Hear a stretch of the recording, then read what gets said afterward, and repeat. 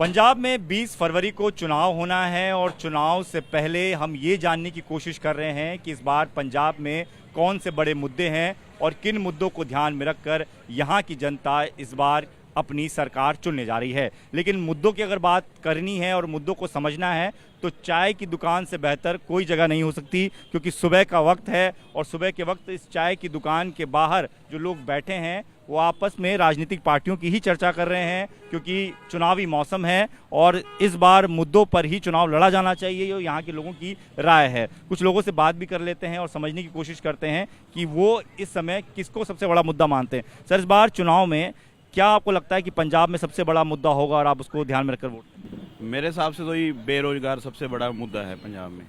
हमारे यहाँ से नौजवान आए साल 2 लाख नौजवान बाहर चले जाते हैं। पंजाब के सारे गांव खाली हुए पड़े हैं। मैं बिजनेसमैन हूँ जी, जब हमारे पास कस्टमर ही नहीं आएगा तो हम क्या करेंगे।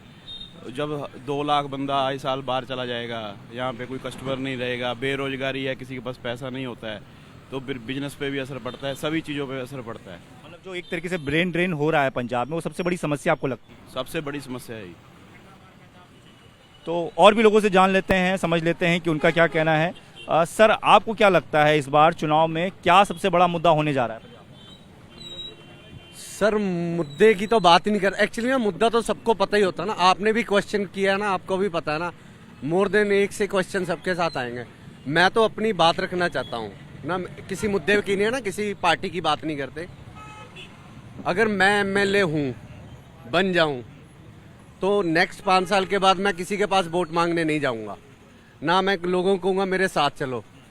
मेरी कोशिश होगी जो लोगों की रिक्वायरमेंट्स है मैं पूरी करूँ, उनका काम जो चाहिए उनको, जो सही चीज़ें एक्चुअली एक शहर को, एक सिटी को चलाने के लिए जो चीज़ की रिक्वायरमेंट है वो लोगों से नहीं, हमें खुद पता होनी चाहिए। जो बंदा एक अपनी सीट पर बैठा है भी किस चीज़ की ज़रूरत है ना, तो उस पर काम कर ले, उसको ज़रूरत ही नहीं कहीं और जाने की। देखिए, बहुत अच्छी बात इन्होंने कही है। इन्होंने कहा है कि एक प्रत्याशी को कम से कम अगर जीत कर आता है तो उसे 5 साल में इतना काम कर लेना चाहिए या इस तरीके का रिपोर्ट कार्ड तैयार कर लेना चाहिए कि उसी रिपोर्ट कार्ड के आधार पर उसे अगली बार भी चुना जा सके।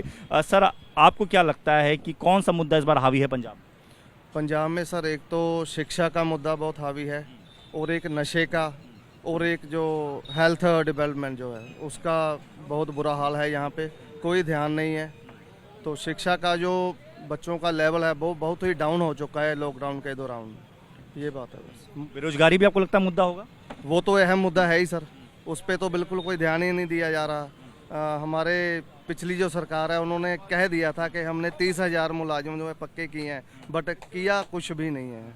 वो अभी भी जैसे हेजिटेशंस हो रही हैं, धरने लग रहे हैं, एज इट इज ही है।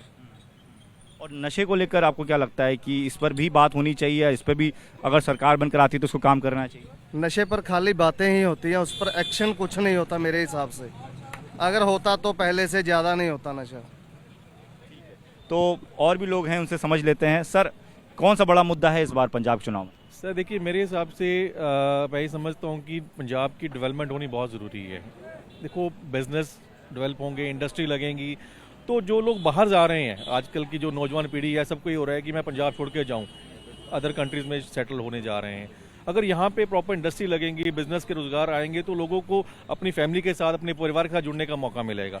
बाहर क्यों जाता है? क्योंकि यहाँ बिजनेस नहीं है, खाने के लिए रोटी नहीं है, लगता है पैसा कमाना है तो बाहर जाना पड़ेगा। तो मेरा ये मुद्दा है कि डेवलपमेंट होनी चाहिए।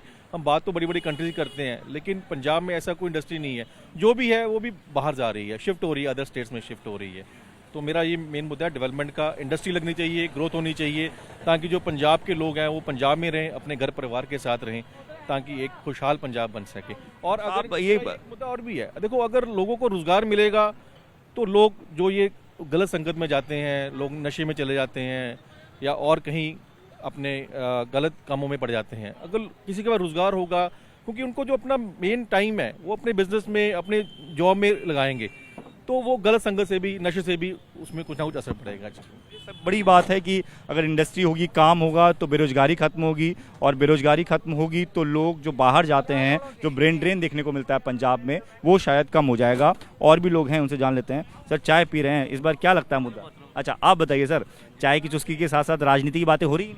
हाँ, पूरी हो रही है। तो एक ही दिन रह गया चुनाव में। हाँ जी हाँ जी। क्या लगता है सर, क्या ध्यान में कौन सा मुद्दा सबसे बड़ा है इस बार पंजाब में, उसको लेकर वोट होना चाहिए? ऐसे है जी, पंजाब अपना बहुत खुशहाल ਸੀਗਾ।